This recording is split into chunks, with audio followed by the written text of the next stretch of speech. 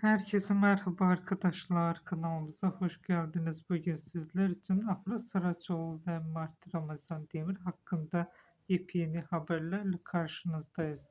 Afra Saraçoğlu ile Mert Ramazan Demir birlikte düşünüldüğünde ortaya çıkan şey yalnızca iki genç oyuncunun uyumu değil, aynı zamanda iki farklı enerjinin birbirine yaklaşma biçiminin yarattığı yoğun bir his gibi durur. Bir daha canlı, akışkan ve dışa dönük bir ritim taşırken diğeri daha sakin, kontrollü ve içe dönük bir yapı kurar.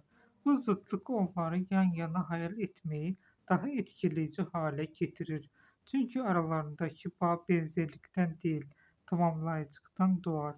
Onların birlikte var olduğu bir sahne düşüncesi, hızlı ilerleyen bir hikayeden çok yavaş yavaş derinleşen bir atmosfer hissi yaratır. Duygular açıkça söylemek yerine hissedilir. Bakışlar uzar, sessizlikler anlam kazanır ve küçük detaylar büyük bir etki bırakır. Bu da onları klasik bir ekran çiftinden farklı bir noktaya taşır. Daha çok izleyicinin içinde büyüyen bir duyguya dönüştürür.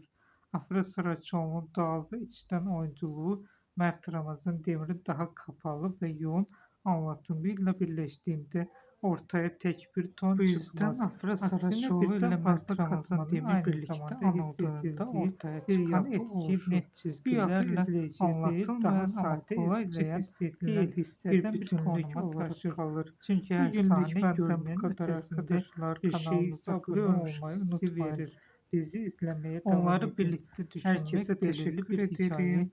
anlatmaktan çok o hikayenin hissini kurmak gibidir.